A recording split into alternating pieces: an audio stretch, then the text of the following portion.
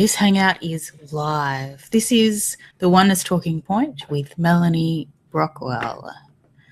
And I'm going to do some fancy screen sharing for our suffering conversation this morning.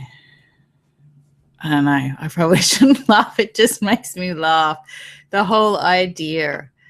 I think there's one thing I should say before we start is there is this point of contention, for want of a better way of describing it, when clients come to me and talk about what's happening for them.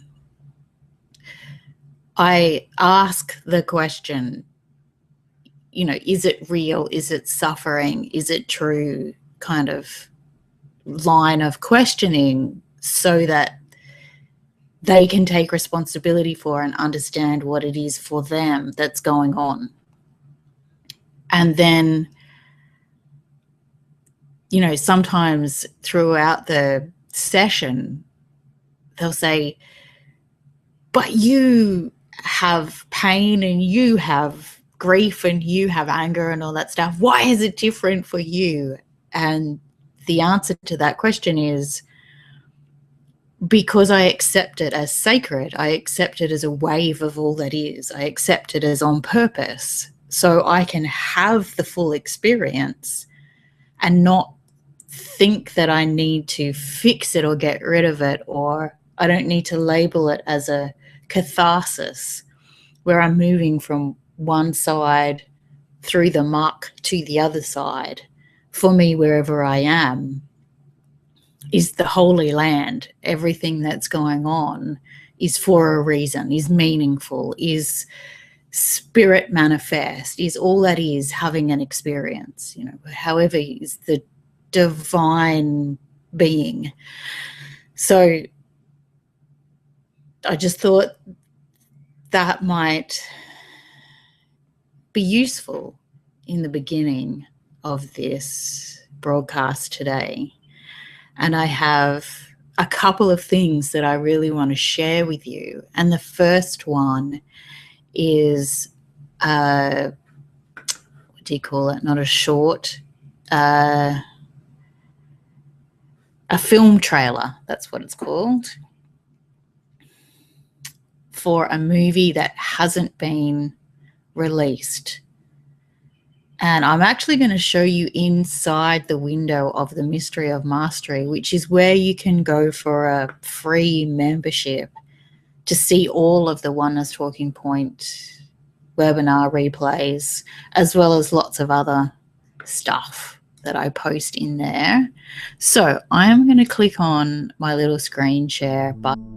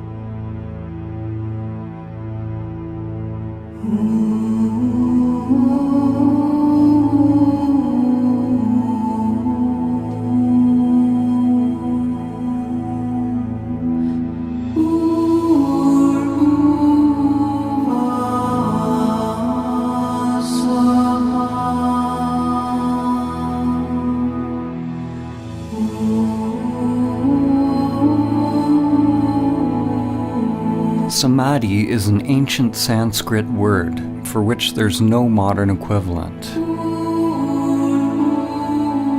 There's a fundamental challenge with making a film about Samadhi.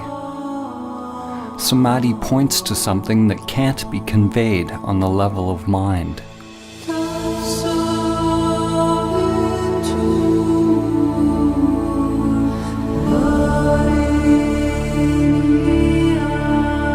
This film is simply the outer manifestation of my own inner journey. The intention is not to teach you about Samadhi or provide information for your mind, but to inspire you to directly discover your true nature.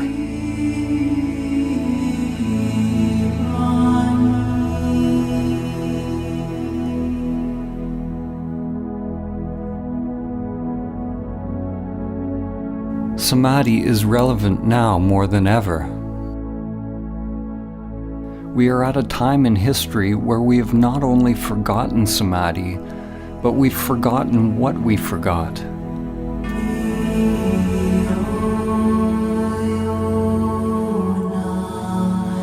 This forgetting is Maya, the illusion of the self.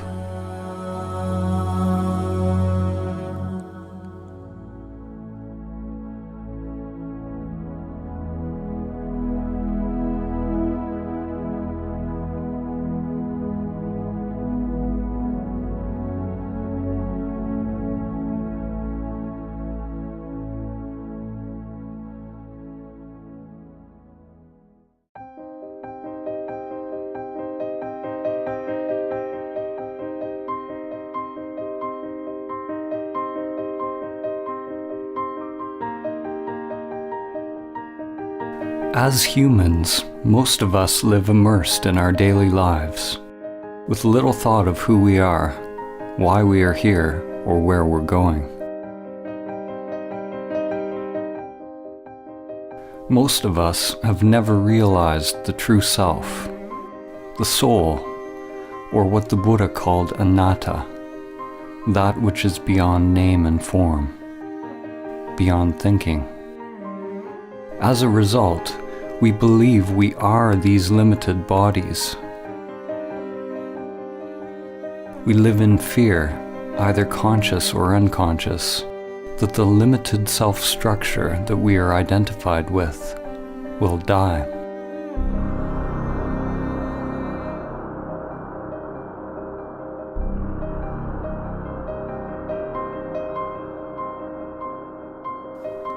In today's world, the vast majority of people who are engaged in religious or spiritual practices, such as yoga, prayer, meditation, chanting, or any kind of ritual, are practicing techniques which are conditioned, which means they are just part of the ego construct. The seeking and the activity isn't the problem. Thinking you have found the answer in some external form is the problem.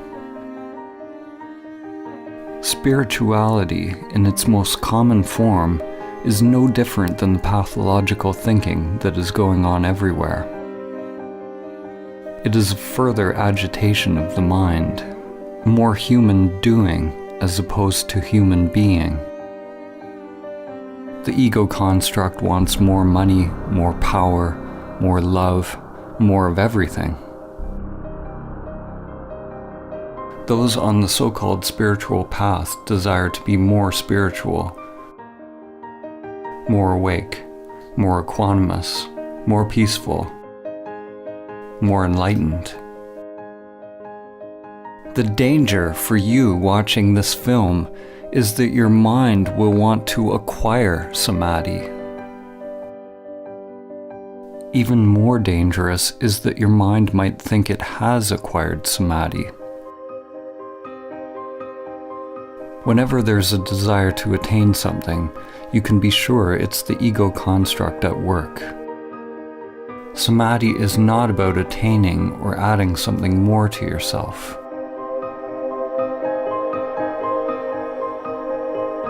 To realize Samadhi is to learn to die before you die.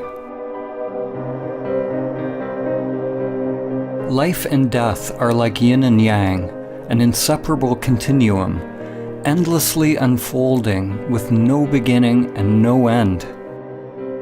When we push away death, we also push away life. When you experience the truth directly of who you are, there's no longer any fear of life or death.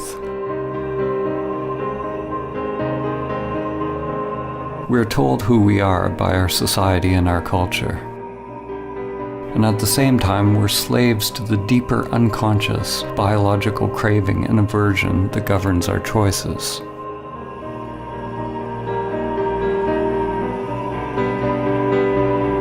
The ego construct is nothing more than the impulse to repeat.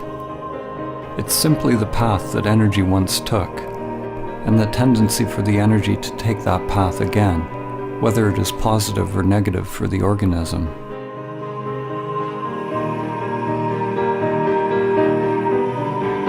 There are endless levels of memory or mind, spirals within spirals. When your consciousness identifies with this mind or ego construct, it ties you to social conditioning, which you could call the matrix. There are aspects of the ego that we can be conscious of, but it's the unconscious, the archaic wiring, the primal existential fears that are actually driving the whole machine.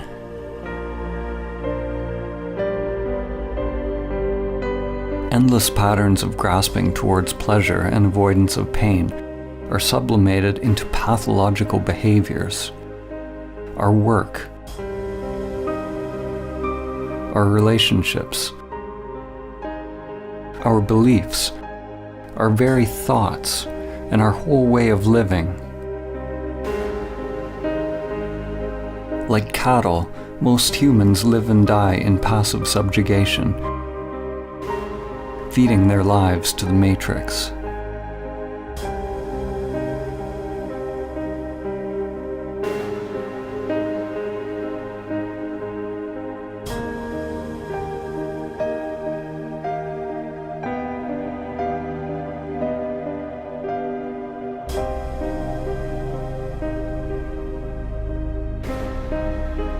We live lives locked into narrow patterns, lives often filled with great suffering, and it never occurs to us that we can actually become free.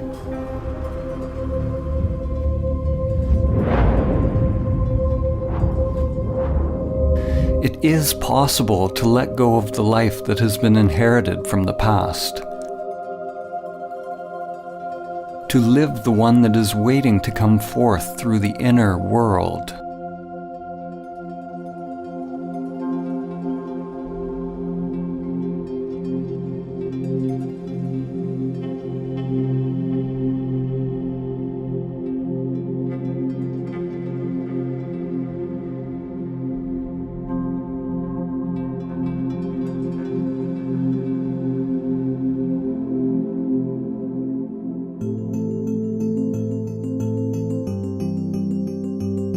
We were all born into this world with biological conditioned structures, but without self-awareness.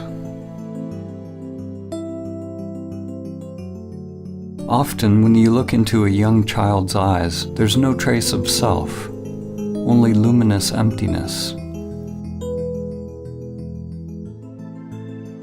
The person one grows into is a mask worn over consciousness. Shakespeare said, "All the world's a stage, and all the men and women merely players."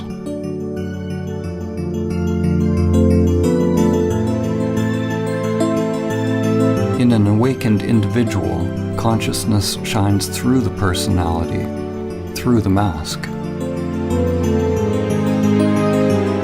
When you are awake, you don't become identified with your character. You don't believe that you are the masks that you are wearing.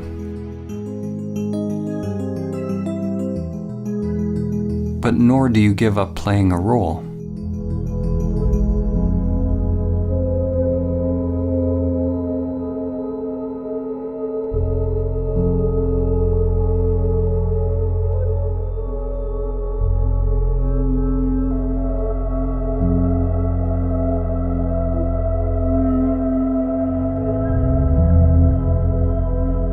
When we are identified with our character, our persona, this is Maya, the illusion of the self. Samadhi is awakening from the dream of your character in the play of life.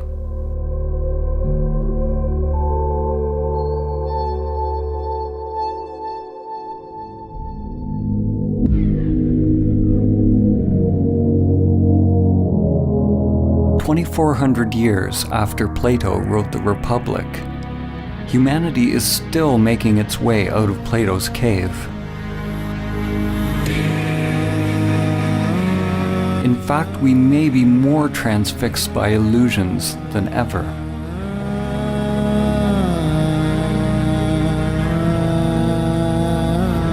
Plato had Socrates describe a group of people who lived chained in a cave all their lives, facing a blank wall. All they could see were shadows projected on the wall by the things passing in front of a fire which was behind them. This puppet show became their world. According to Socrates, the shadows were as close as the prisoners would ever get to seeing reality. Even after being told about the outside world, they continued to believe that the shadows were all that is.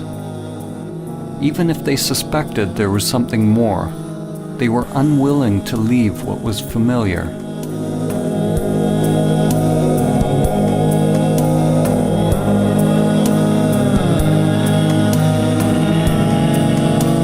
Humanity today is like the people who have only seen the shadows on the cave wall. The shadows are analogous to our thoughts. The world of thinking is the only world that we know, but there is another world that's beyond thinking, beyond the dualistic mind.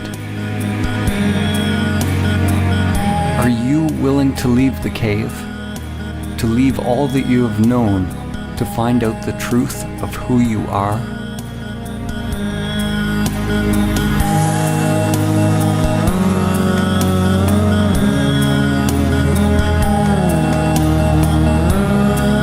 In order to experience Samadhi, it's necessary to turn attention away from the shadows, away from the thoughts, towards the light. When a person is only used to darkness, then they must gradually become accustomed to the light.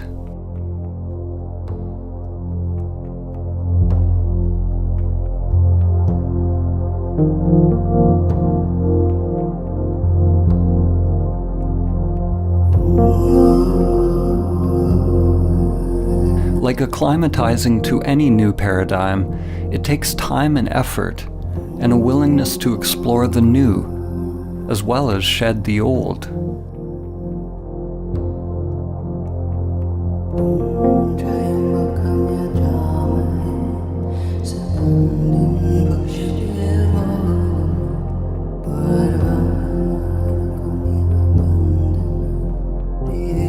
The mind can be likened to a trap for consciousness, a labyrinth or a prison.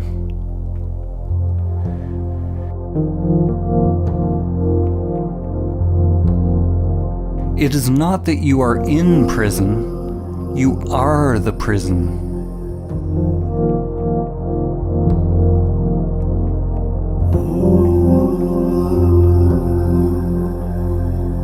The prison is an illusion.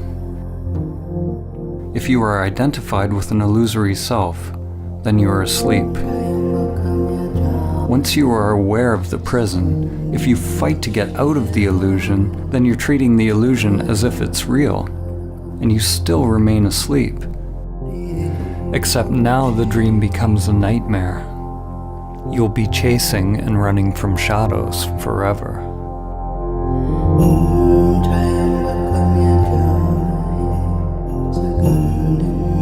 Samadhi is awakening from the dream of the separate self, or the egoic construct.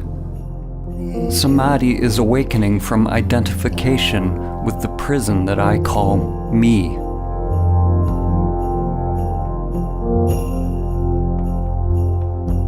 You can never actually be free, because wherever you go, your prison is there.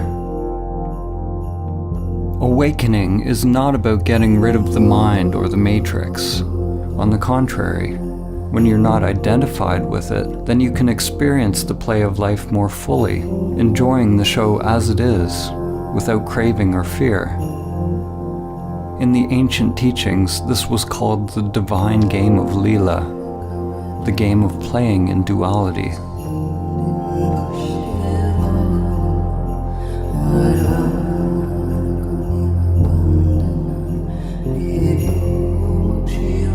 Human consciousness is a continuum. On one extreme, humans are identified with the material self. On the other extreme is Samadhi, the cessation of self. Every step we take on the continuum towards Samadhi brings less suffering. Less suffering does not mean life is free from pain. Samadhi is beyond the duality of pain and pleasure. What it means is that there is less mind, less self creating resistance to whatever unfolds. And that resistance is what creates suffering.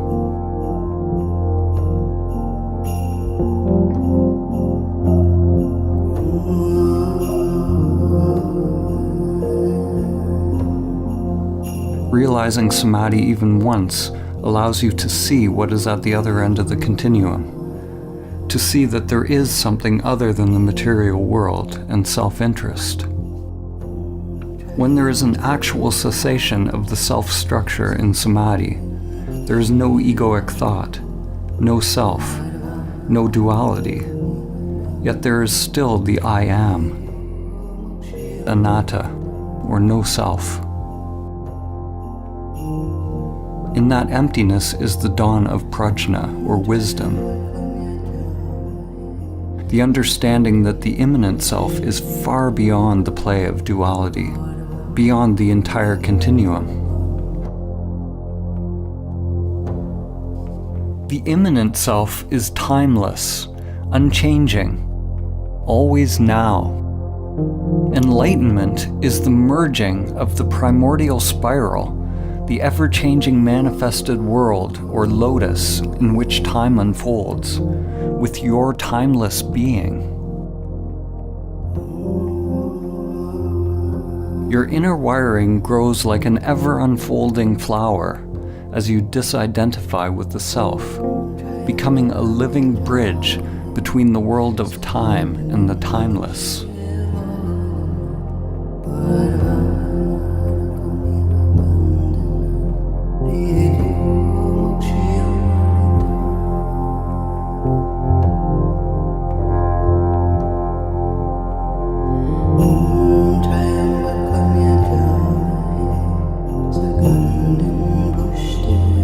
Merely realizing the immanent self is only the beginning of one's path.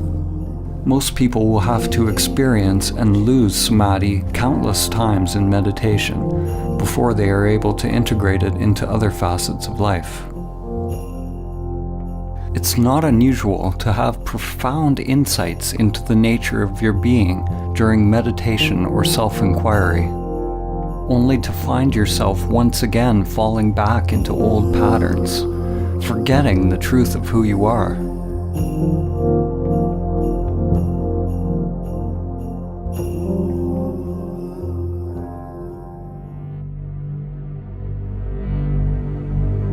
To realize that stillness or emptiness in every facet of life, every facet of one's self, is to become emptiness, dancing as all things.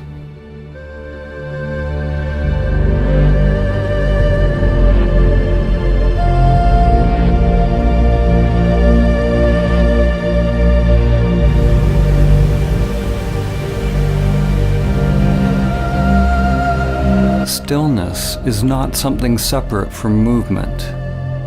It is not opposite to movement. In Samadhi, stillness is recognized to be identical with movement. Form is identical to emptiness. This is nonsensical to the mind, because mind is the coming into being of duality.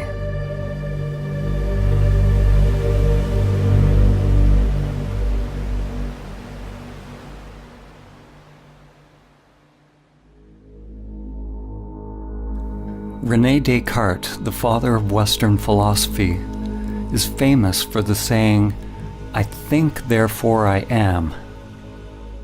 No other phrase more clearly encapsulates the fall of civilization and the full-scale identification with the shadows on the cave wall.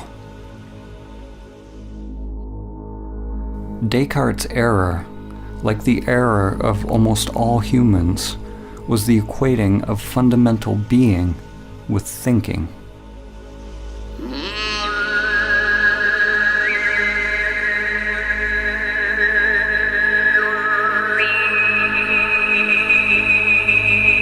At the beginning of his most famous treatise, Descartes wrote that almost everything can be called into doubt.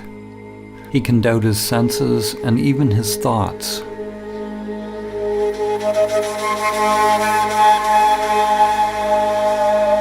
Likewise, in the Kalama Sutra, the Buddha said that in order to ascertain the truth, one must doubt all traditions, scriptures, teachings, and all the content of one's mind and senses. Both of these men started with great skepticism, but the difference was that Descartes stopped inquiring at the level of thinking, while the Buddha went deeper. He penetrated beyond the deepest levels of the mind. Maybe, if Descartes had gone beyond his thinking mind, he would have realized his true nature, and Western consciousness would be very different today. Instead, Descartes described the possibility of an evil demon that could be keeping us under a veil of illusion. Descartes did not recognize this evil demon for what it was.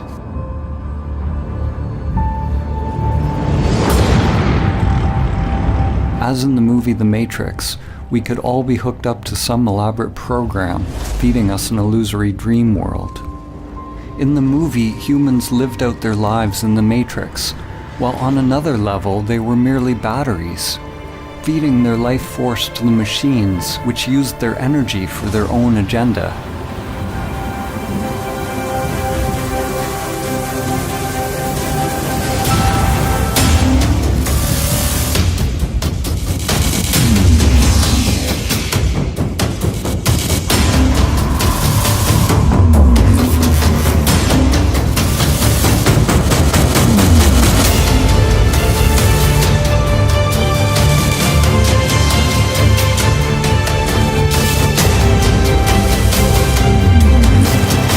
People always want to blame something outside themselves for the state of the world or for their own unhappiness, whether it's a person, a particular group or country, religion, or some kind of controlling Illuminati, like Descartes' evil demon or the sentient machines in the Matrix. Ironically, the demon Descartes envisioned was the very thing that he defined himself by. When you realize Samadhi, it becomes clear that there is a controller. There is a machine, an evil demon leeching your life day after day. The machine is you.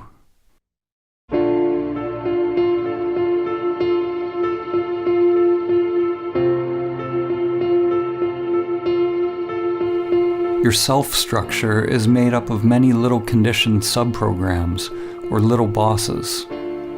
One little boss that craves food, another craves money, another status, position, power, sex, intimacy. Another wants consciousness or attention from others. The desires are literally endless and can never be satisfied. We spend a lot of our time and energy decorating our prisons, succumbing to pressures to improve our masks and feeding these little bosses, making them more powerful. Like drug addicts, the more we try to satisfy the little bosses, the more we end up craving.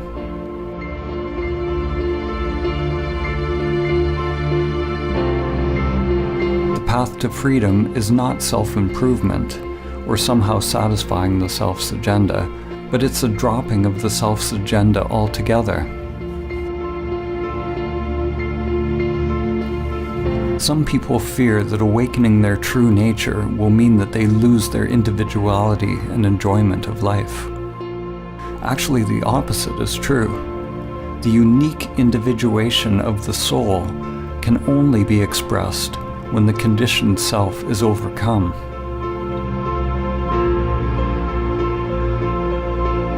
Because we remain asleep in the matrix, most of us never find out what the soul actually wants to express.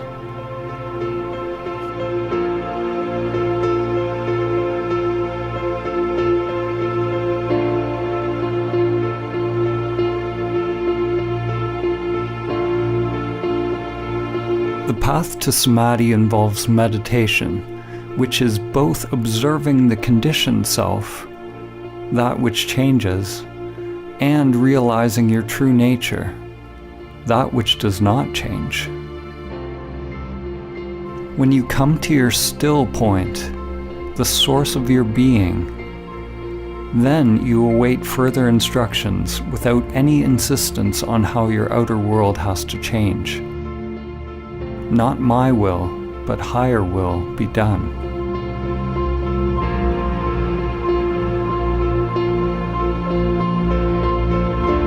If the mind only tries to change the outer world to conform with some idea of what you think the path should be, it's like trying to change the image in a mirror by manipulating the reflection. To make the image in a mirror smile, you obviously can't manipulate the reflection. You have to realize the you that is the authentic source of the reflection.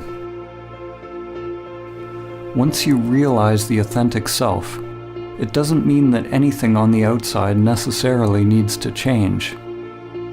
What changes is the conscious, intelligent inner energy, or prana, which is freed from conditioned patterns and becomes available to be directed by the soul. You can only become aware of the soul's purpose when you are able to watch the conditioned self and its endless pursuits, and let them go.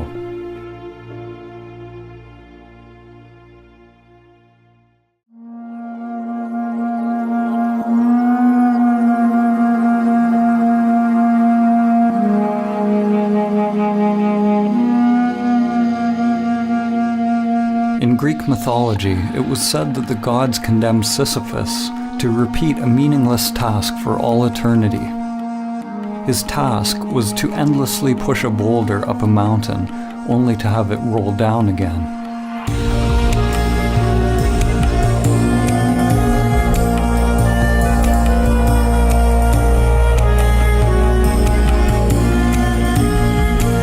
The French existentialist and Nobel Prize-winning author, Albert Camus, saw the situation of Sisyphus as a metaphor for humanity. He asked the question, how can we find meaning in this absurd existence?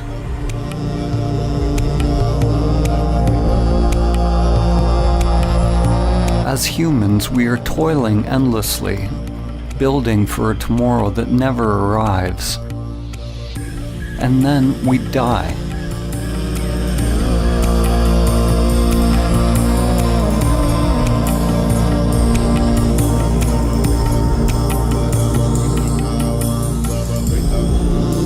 If we truly realize this truth, then we will either go mad if we are identified with our egoic personas, or we will awaken and become free.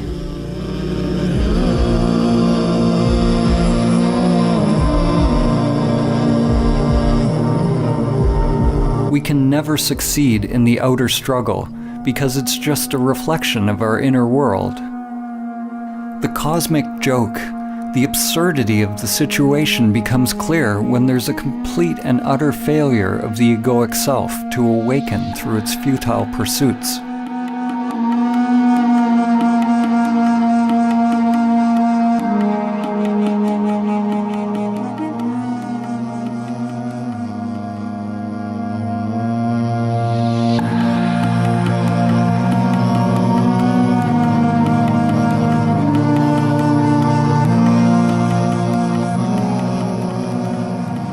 In Zen, there is a saying, before enlightenment, chop wood, carry water.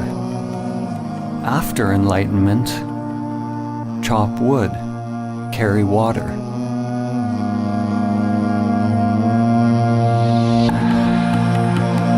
Before enlightenment, one must roll the ball up the hill. After enlightenment, one must also roll the ball up the hill. What has changed? The inner resistance to what is.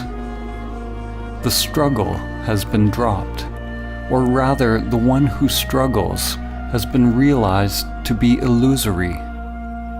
The individual will, or individual mind, and divine will, or higher mind, are aligned.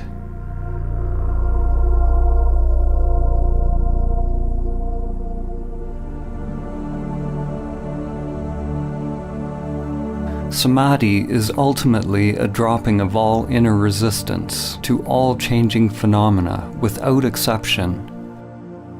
The one who is able to realize inner peace, irrespective of circumstance, has attained true Samadhi.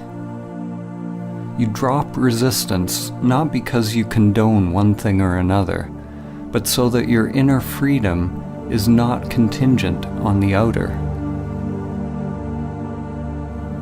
It's important to note that when we accept reality as it is, it doesn't necessarily mean that we stop taking action in the world, or we become meditating pacifists. Actually, the opposite can be true. When we're free to act without being driven by unconscious motives, then it is possible to act in alignment with the Tao, with the full force of our inner energy behind us.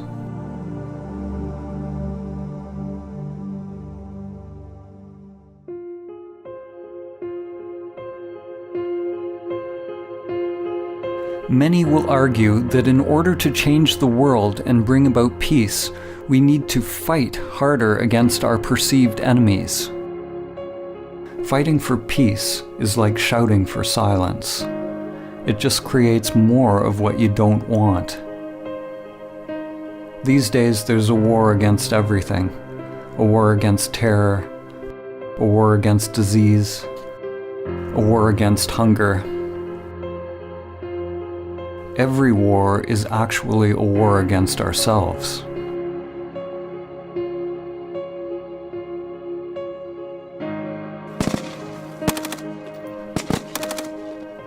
The fight is part of a collective delusion. We say that we want peace, but we continue to elect leaders who engage in war. We lie to ourselves, saying that we are for human rights, but continue to buy products made in sweatshops. We say we want clean air, but we continue to pollute. We want science to cure us of cancer, but won't change our self-destructive habitual behaviors that make us more likely to be sick. We delude ourselves that we are promoting a better life. We don't want to see our hidden parts that are condoning suffering and death. The belief that we can win a war against cancer, hunger, terror, or any enemy that was created by our own thinking and behavior actually lets us continue to delude ourselves that we don't have to change the way we operate on this planet. The inner world is where the revolution must first take place. Only when we can directly feel the spiral of life within will the outer world come into alignment with the Tao. Until then, anything we do will add to the chaos already created by the mind. War and peace arise together in an endless dance. They are one continuum. One half cannot exist without the other. Just as light cannot exist without dark, and up cannot exist without down. The world seems to want light without darkness, fullness without emptiness, happiness without sadness.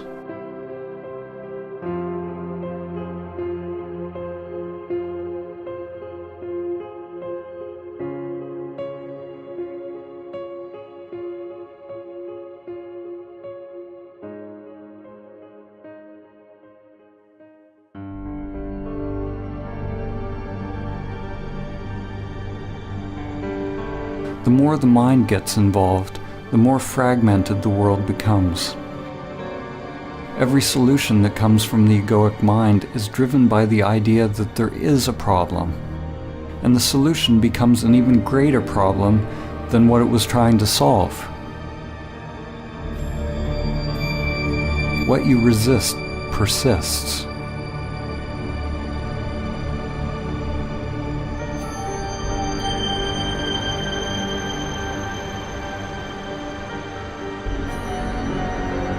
Human ingenuity creates new antibiotics, only to find nature getting more cunning as bacteria get stronger. Despite our best efforts in the ongoing fight, the prevalence of cancer is actually increasing. The number of hungry people in the world steadily grows. The number of terrorist attacks worldwide continues to rise.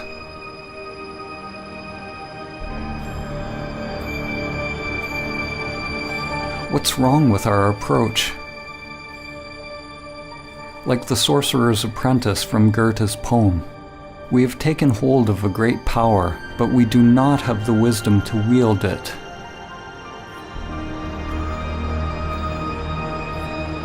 The problem is that we do not understand the tool that we are using. We do not understand the human mind and its proper role and purpose.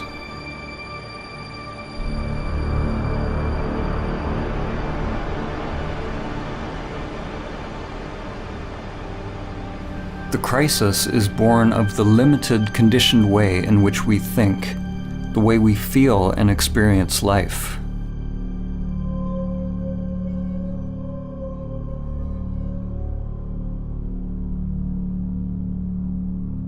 Our rationalism has robbed us of our ability to recognize and experience the wisdom of many ancient cultures. Our egoic thinking has robbed us of the ability to feel the depth and profound sacredness of life, the numinosity of life, and to realize entirely different levels of consciousness, which are now almost lost to humanity.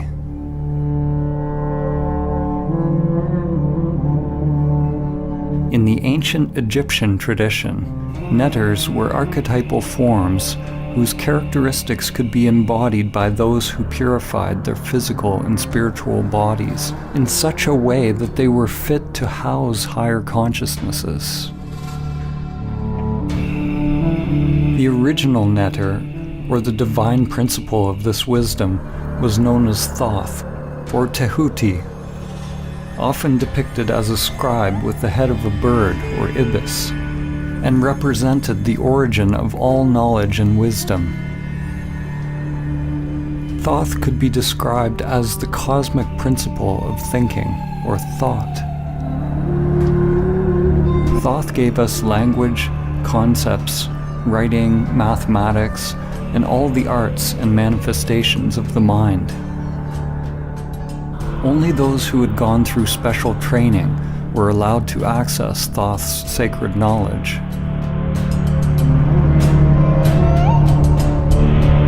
The Book of Thoth is not a physical book, but is the wisdom of the Akashic or etheric realm.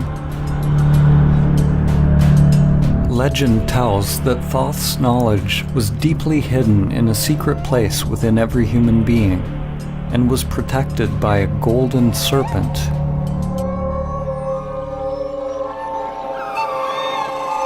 The archetypal or perennial myth of the serpent or dragon guarding a treasure is one that permeates many cultures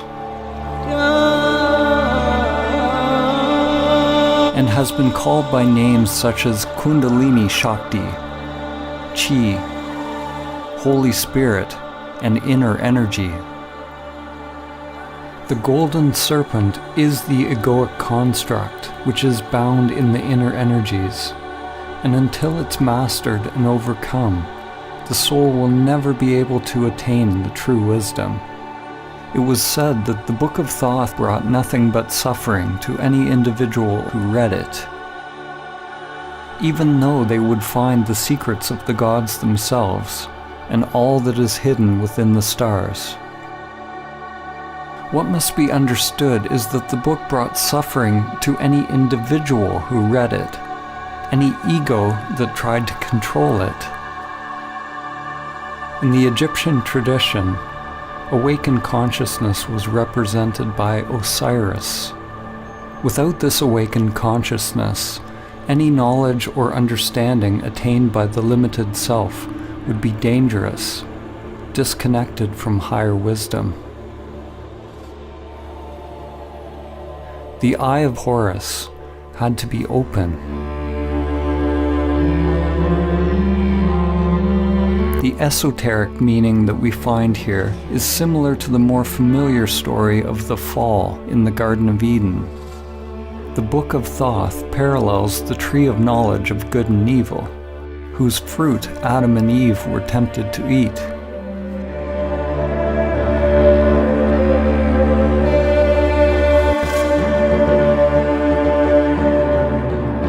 Humanity, of course, has already eaten the forbidden fruit, already opened the Book of Thoth, and has been cast out of the garden.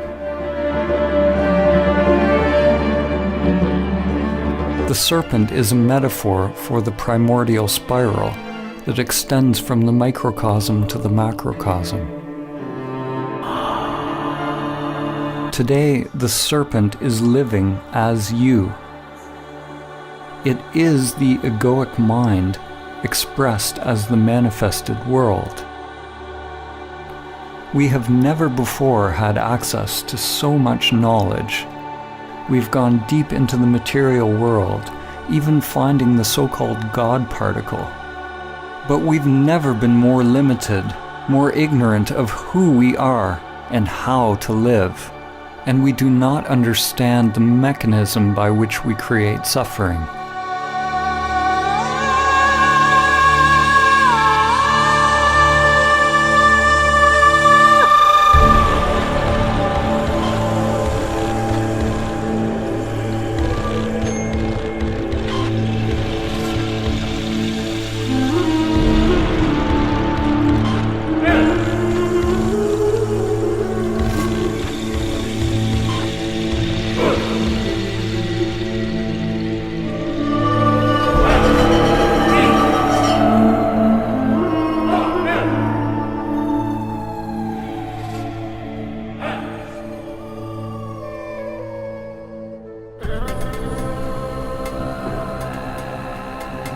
Our thinking has created the world as it is now. Whenever we label something as good or bad, or create a preference in our mind, it's due to the coming into being of egoic structures, or self-interests. The solution is not to fight for peace or conquer nature, but to simply recognize the truth that the very existence of the ego structure creates duality, a split between self and other, mine and yours, man and nature, inner and outer. The ego is violence. It requires a barrier, a boundary from the other in order to be. Without the ego, there's no war against anything. There's no hubris. There's no overreaching nature to create profit. These external crises in our world reflect a serious inner crisis. We don't know who we are. We are completely identified with our egoic identities, consumed by fears, and are cut off from our true nature. Races, religions, countries, political affiliations, and any group that we belong to all reinforce our egoic identities. Almost every group that exists on the planet today wants to claim its perspective as true and correct, as we do on an individual level. By claiming the truth as its own, the group perpetuates its own existence, in the same way that an ego or self-structure defines itself against other. Now, more than ever, different realities and polarized belief systems are coexisting on Earth. It is possible for different people to experience completely different thoughts and emotional reactions to the very same external phenomena. In the same way, samsara and nirvana, or heaven and hell, are two different dimensions occupying the very same world. An event that may appear apocalyptic to one person could be seen as a blessing to another. So what is becoming obvious is that your external circumstances don't have to affect your inner world in any particular way. To realize Samadhi is to become a self-propelled wheel, to become autonomous, a universe unto oneself. Your experience of life is not contingent on changing phenomena. An analogy can be made with Metatron's cube. Metatron is mentioned in various ancient Christian, Islamic, and Jewish texts, and is archetypally related to the Egyptian Neter Thoth, as well as Hermes Trismegistus of Greece. Metatron is intimately connected with the Tetragrammaton. The Tetragrammaton is the fundamental geometric pattern, the template or primordial emanation of physical reality, which has been called the Word of God or the Logos. Here we see a two-dimensional representation of the figure, but if you look a certain way, you see a 3D cube. When you see the cube, nothing has changed in the figure, but your mind has added a new dimension to your seeing. Dimensionality, or one's perspective, is simply a matter of becoming habituated to a new way of perceiving the world. Upon realizing Samadhi, we become free of perspective, or free to create new perspectives, because there's no self invested in or attached to a particular viewpoint.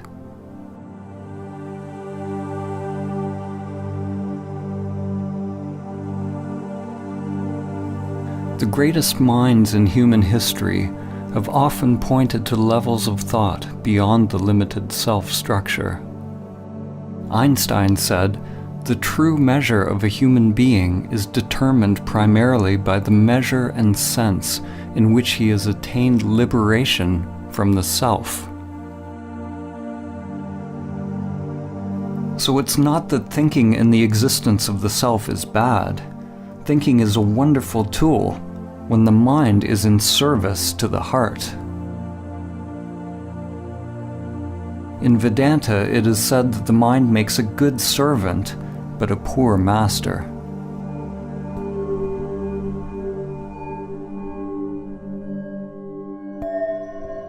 The ego perpetually filters reality through language and labels, and is constantly judging, preferring one thing over another.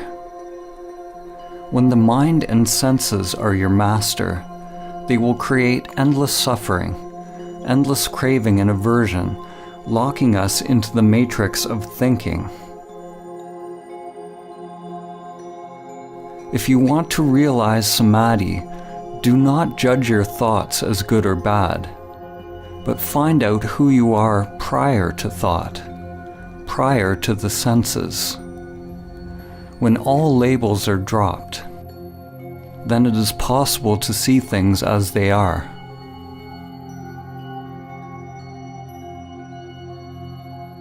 The moment a child is told what a bird is, if they believe what they're told, then they never see a bird again. They only see their thoughts.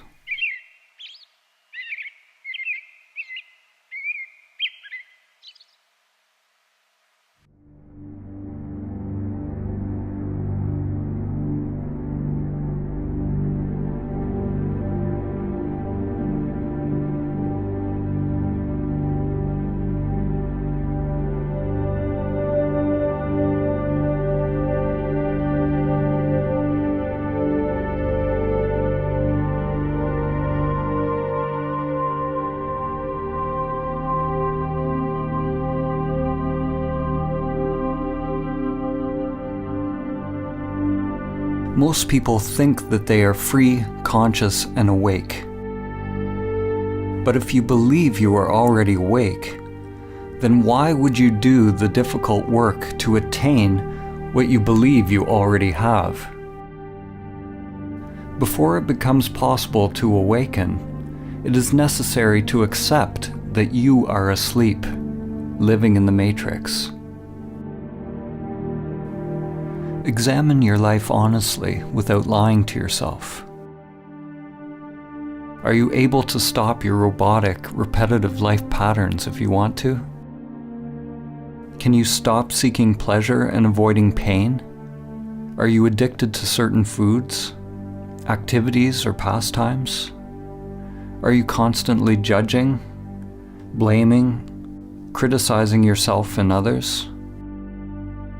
Does your mind incessantly seek out stimulus? Or are you completely fulfilled just being in silence? Do you react to how people think about you? Are you seeking approval and positive reinforcement? Do you somehow sabotage situations in your life? Most people will experience their lives the same way today as they will tomorrow, and a year from now, and 10 years from now. When you begin to observe your robot-like nature, you become more awake. You begin to recognize the depth of the problem. You are completely and utterly asleep, lost in a dream. Like the inhabitants of Plato's cave, most who hear this truth will not be willing or capable of changing their lives because they are attached to their familiar patterns. We go to great lengths justifying our patterns, burying our heads in the sand rather than facing the truth. We want our saviors, but we are not willing to get up on the cross ourselves. What are you willing to pay to be free? Realize that if you change your inner world, you must be prepared to change the outer life. Your old structure and your old identity must become the dead soil out of which new growth comes.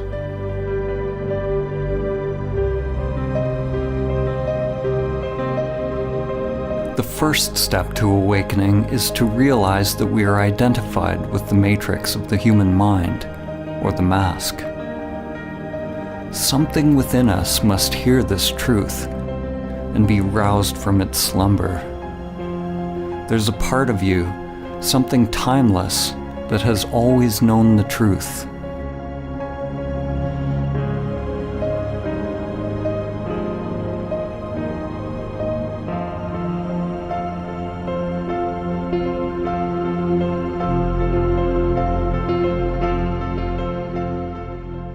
The matrix of the mind distracts us, entertains us, keeps us endlessly doing, consuming, grasping, in a cycle of craving and aversion with constantly changing forms, keeping us from the flowering of our consciousness, our evolutionary birthright, which is Samadhi. Pathological thinking is what passes for normal life.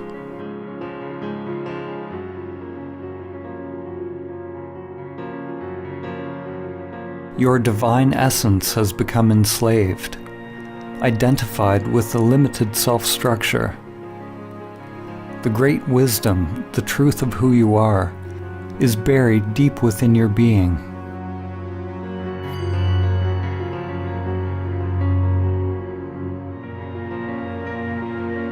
J. Krishnamurti said, "It is no measure of one's health to be well adjusted to a profoundly sick society."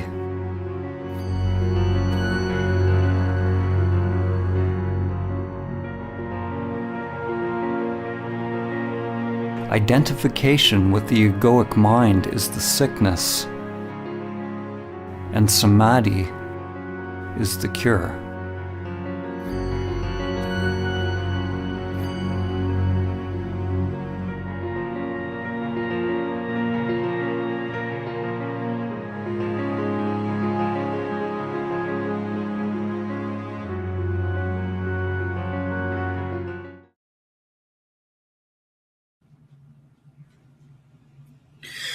Okay, so that's fabulous. We have some sense of samadhi, and I guess the absence of, or the opposite of, or the non-realization of samadhi is samsara. And I think what I wrote in the description for this webinar was samadhi and samsara and the notions of oneness beyond us as the center of the universe. And depending on how you punctuate that, it can mean different things. But I was talking about notions of oneness beyond, individual persons as the center of the universe, which is what a lot of spiritual practice we consume assumes that our prosperity and our experience is the center of the universe, is the thing that we are looking to control or uplift, that it's the self we are seeking to enlighten. And I think in oneness, there's a very different understanding of that experience beyond the notion of a separate self.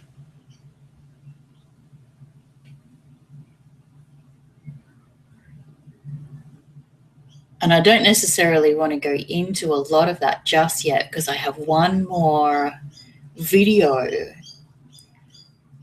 And in some ways it's a juxtaposition, but in many ways it's part of the same sentence as the Samadhi film trailer.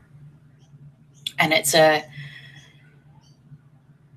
film of a talk by Henry Rollins, and I'm not going to play the whole thing. I'll probably only play like the first 6 minutes or 10 minutes or whatever. But there's something about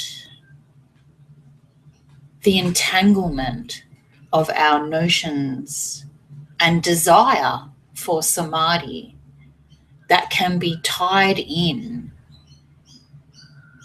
and are somehow inseparable from what Henry Rollins has to say in this video. So I might be able to screen this for you.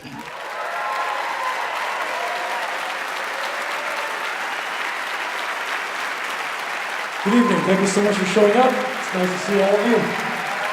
Thank you. It is midweek, so it's kind of a heavy lift for many people to show up. Some of you will be yanking yourself off a mattress at some awful hour tomorrow to go into a classroom or a courtroom or a cubicle. I sympathize with you all. Thank you so much for showing up, and thank you for the wonderful introduction. Sadly, I only have an hour. If I had my way, I'd have you here tied to your seats for about 3 or 4 hours. So I must be brief. I wanted to talk to you tonight about making the world a better place, which is a huge topic, but we can shrink it down and have some fun with it. If anyone seeks to gain knowledge, they also seek to gain some kind of elevation. With college, with travel, with whatever wisdom that you can acquire from wherever and however you get a certain different point of view than someone who perhaps does not pursue. So with this elevation, you now have a choice. What you can do with what you know. With this elevation, you can hold it over people, you can use it for financial gain, or you can use it to have the world be everything that you see. Someone who doesn't look very far, their world is this big. Their world is their town. I'm not putting them down. The world is their area code. The world is their family. I completely understand that. But that's limited. What if the world was your world? What if you spent enough time out in it, that the world was the size of your world? Not your neighborhood, not your county, but the entire world. What if you could appreciate life from other perspectives in other parts of the world with other cultures? Don't you think that would make you a better agent for change and benevolent goodness going forward. That's kind of an oxymoron. I apologize. Some people take what they know, and I don't like the intellectual type who takes their smarts and seeks to belittle you with it. I've never been impressed. I've always been impressed by those who acquire knowledge by being on the road or reading books or whatever, and they use it to be helpful to others. And I am quite done with the idea of we, and I would really like a moment to explain that. Just don't like me for saying that and let me dig myself out. Let me burn some lean tissue.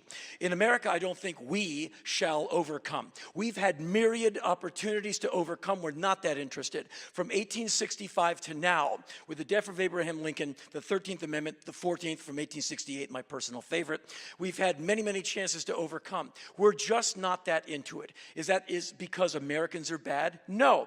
I don't think that Homo sapiens are we types. We're not a we species. We are we every now and then at games, but we're on different sides of the field. When we vote, we're all together, but in different sides of an aisle. And then we get bored and we want to be individuals again and go home. There's marches where we, the people, we do this, but then everyone wants a bathroom break.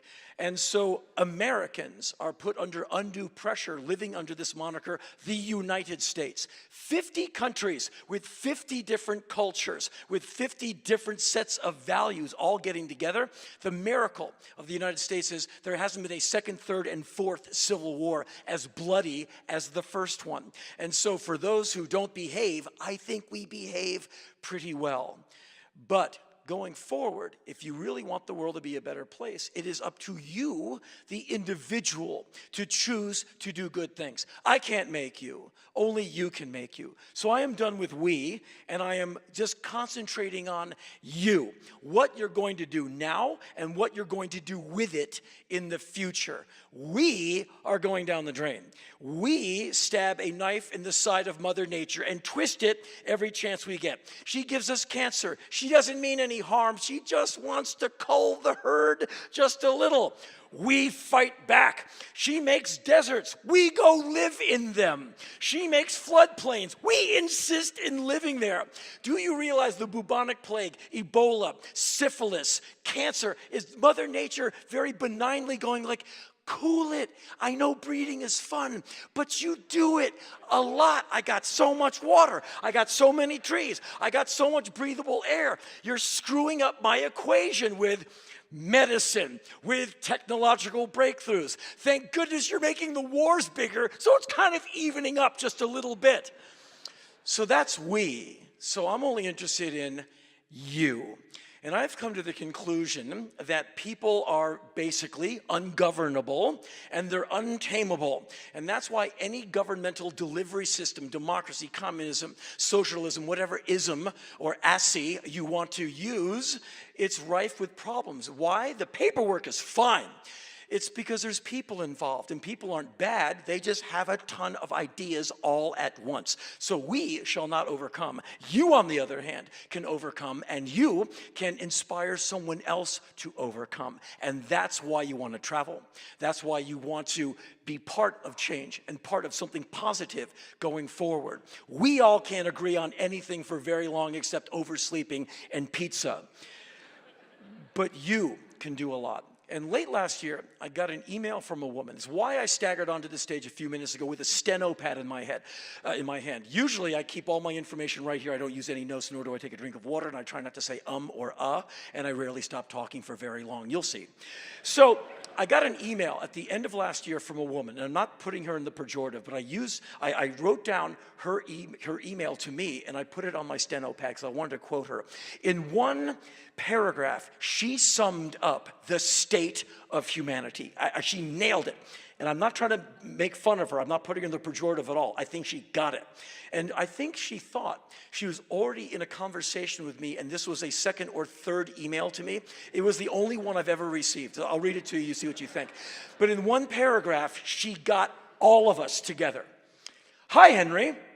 I forgot to mention God's spaceships and Jesus' return in thousands of them during my lifetime to beam up all those who are ready then. Yes, there is a way out of this hellhole called planet Earth, and it is not so far off anymore.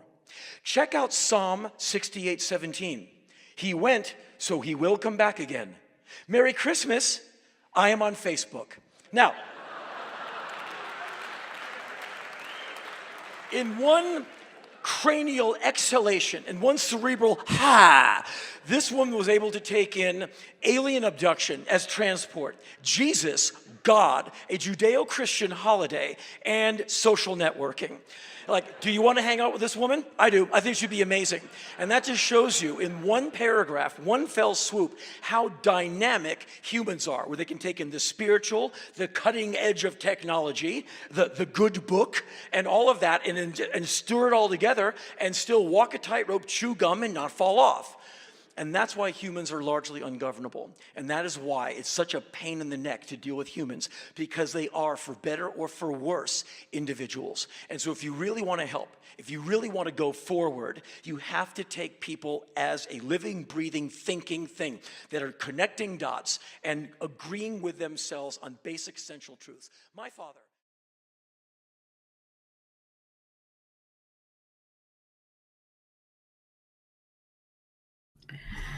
Okay, so I was going to say apologies for the 10 minutes of dropping out, but then there's something in me that says, well, how is it on purpose? How is it already perfect that we had the experience of falling out? I mean, what happens for you when you're watching something and then all of a sudden it looks like the connection is disconnected? What happens for you when you expect something to be consistent? You know, you expect one thing to happen after the other and it doesn't. Does it feel to you like a suffering? Does it feel to you pathological? Does it feel to you like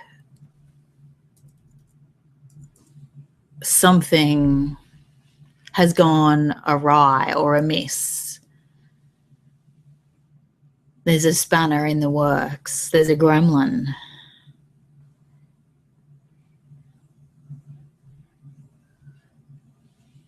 And what if you have that feeling to begin with, and then from the awareness that you're having that feeling, the question arises, how is the gremlin already on purpose? You know, because there is a similar, you know, kind of parallel conversation that people have, which is more the reaction or the catharsis explanation. This happened so that such and such could happen.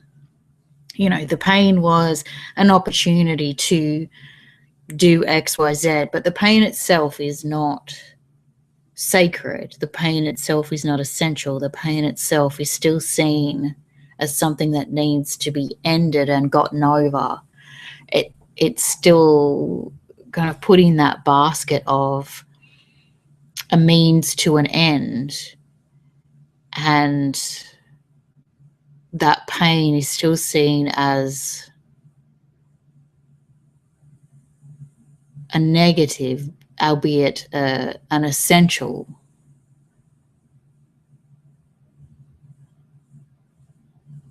I'm just trying to think of because the negative and positive is a big part of that conversation.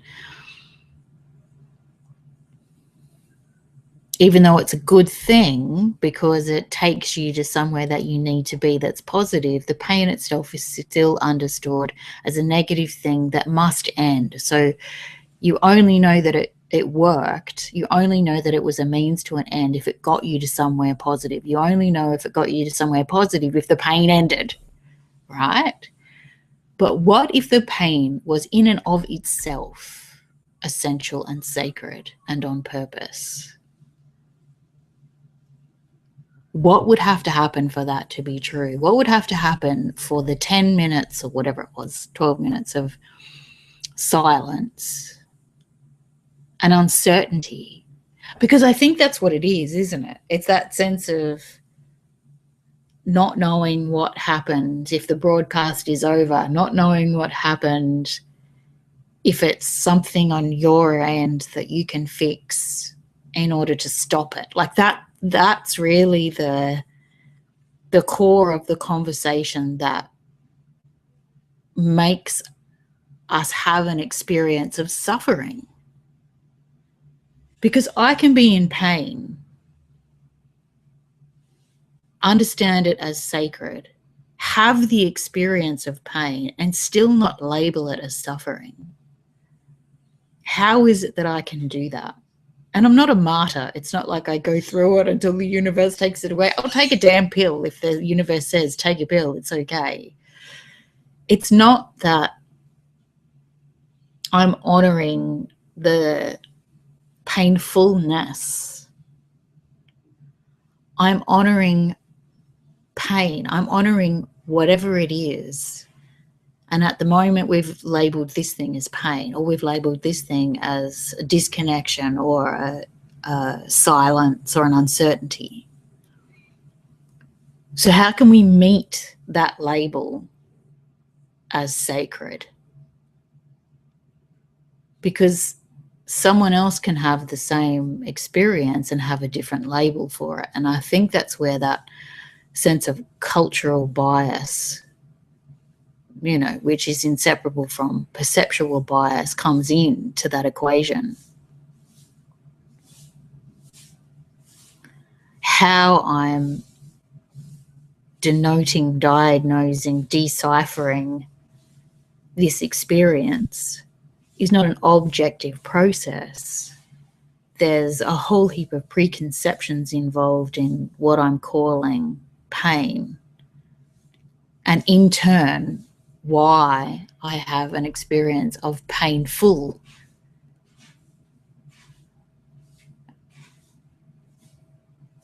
Because I think the thing for me is, if the experience presents as pain, it's painful, stop. It's not pain because I haven't done something yet, or pain that will teach me a lesson, or pain that I will overcome if XYZ. I think it's the full stopness of my experience that allows me to see everything as sacred and still have it, still have the experience of, you know, not being able to pay my bill, or having an argument, or, you know, whatever it is that you think you'll get away from or avoid or overcome in samadhi, in the absence of suffering. And I think that's the thing. Do you believe that samadhi is the absence of suffering? Do you believe that samadhi is the ability to avoid, or the capacity to prevent? Do you think it's an immunity to suffering? Or do you understand samadhi as an acceptance and acknowledgement and awareness of all that is as sacred,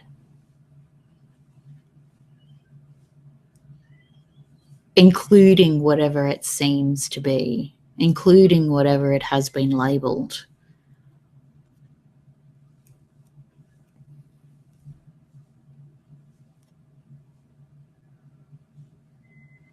And I think when I accidentally, it's no accidents, found that Henry Rollins talk, which I'll put on the page inside the Mystery of Mastery, there's something about the way he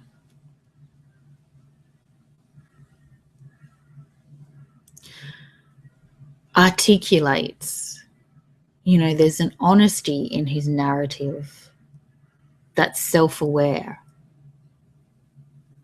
There's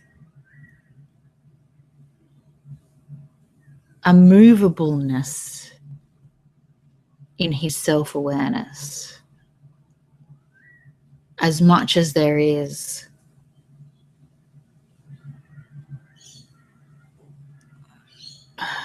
a nakedness in his anchor, in his sense of this is who I am, and who I am is a thing that can be known. The nakedness of his anchor is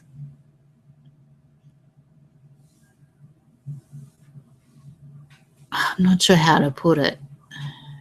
It's not unapologetic. It's not humble.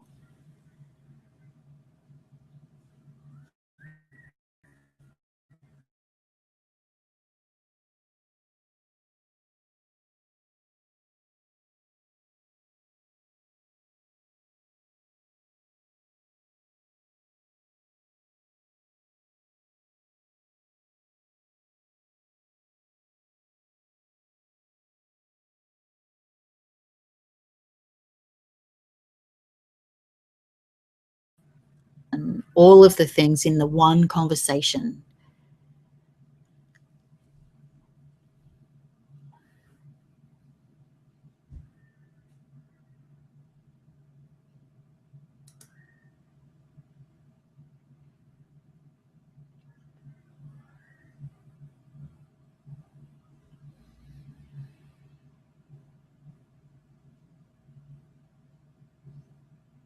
And he's born with it, or he's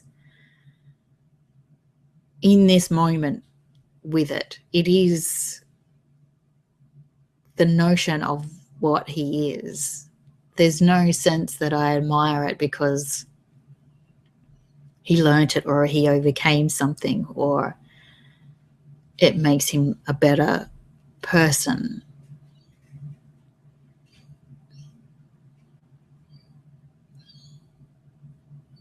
You know, we are there's no words for it. It's not that we are the product of what we know. It is that we can only be who we are. We can only act on the information we have. We can only desire and prefer and acknowledge what it is we're capable of desiring and preferring and acknowledging. I don't think there's any means of creating a hierarchy of people, you know, and how they've dealt with their experience, nor is there a means of creating a hierarchy of skills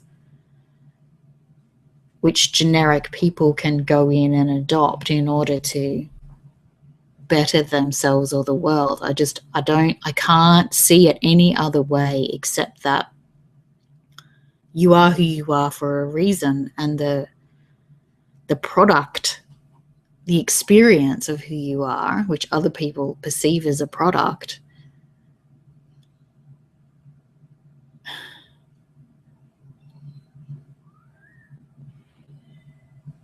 is a consequence. There's no word, it's not consequence, is a consequence of who you are. Like you can only know what you know.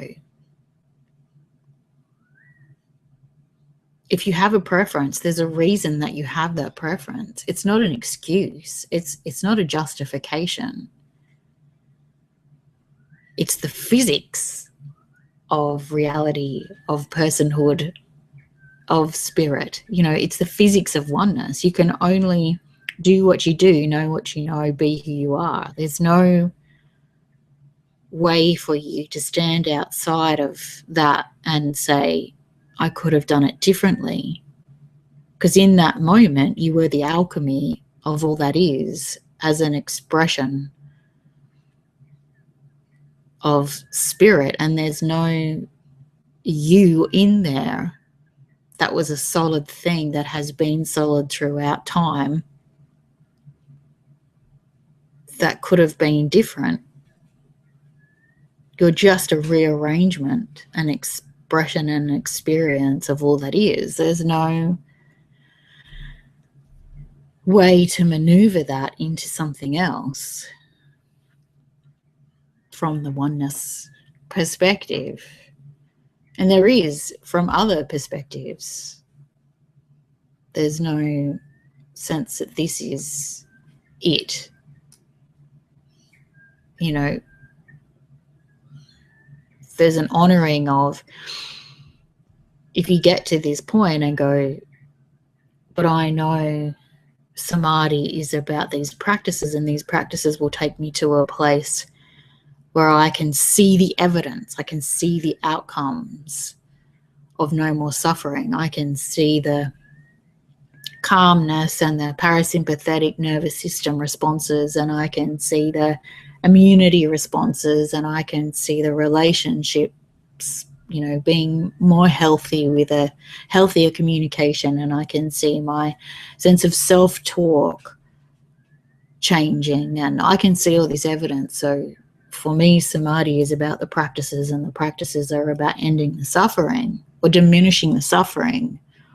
And then I believe that Samadhi is infectious and it will ripple out into the world. If that is what you believe, and you get to this point in the conversation and you argue that that is what you believe, then that's what you believe. There's no sense in oneness that that's wrong or right, that it needs to change. It is what it is. If you have an awareness of what is true for you, then you have an awareness of what is true for you. There's nothing else going on according to the oneness perspective. There's nothing being taught or learnt or passed on or mastered. You know, even the mystery of mastery is about the fact that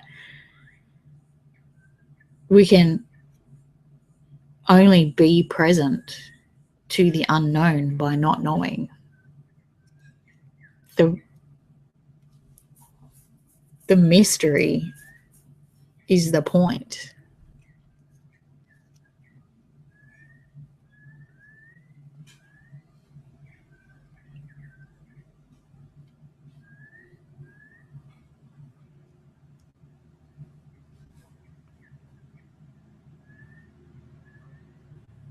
Okay, I'm going to put that video on the Mystery of Mastery site so you can watch it for yourself. Oh, I do love Henry Rollins. You know, I think that's the way he's able to articulate his experience as a youth, as a 20-something, as a 30-something, and now in his 50s. It's not about his age, it's about the fact that he can talk about himself in a way that makes sense to me. And one of the mysteries of who I am, of who I'm meant to be, was as a teenager not knowing how to articulate, not having a language, and still not having a language for many of the experiences, for many of the things that I am. And that's on purpose. There's no sense that that will change or end, or that's my job and I'll get to it and fix it. And, you know,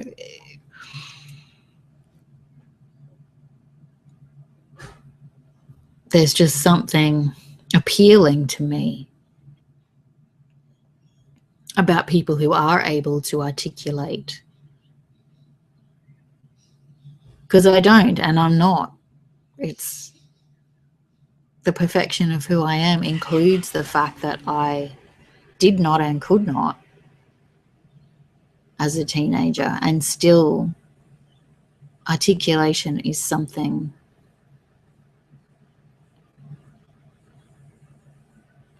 beyond me. And yet if it is beyond me, then what is it that I am doing? That's the question that comes in. It's not when will I be able to, or how can I learn to articulate? The question is, all right, so if you can't articulate, then what are you doing? What can you do? Because obviously what you are doing or what you can do is already on purpose. And I feel like a broken record because that's the thing that I keep coming back to. And yet that's the thing, that's the message that I'm being asked to say over and over again in every situation. If you can identify the thing that you want or that you can't do, that's fine. So what is it that you are and you can do? What is it that is happening? That's where I'm asked to focus. So where are you asked to focus? What is the universe or your logic or your sense of purpose or duty in the world, to the world, ask you to focus?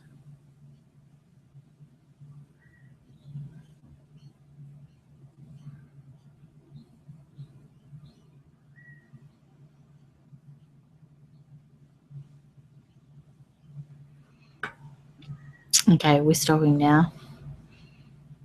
I'll talk to you next week. Lots of love.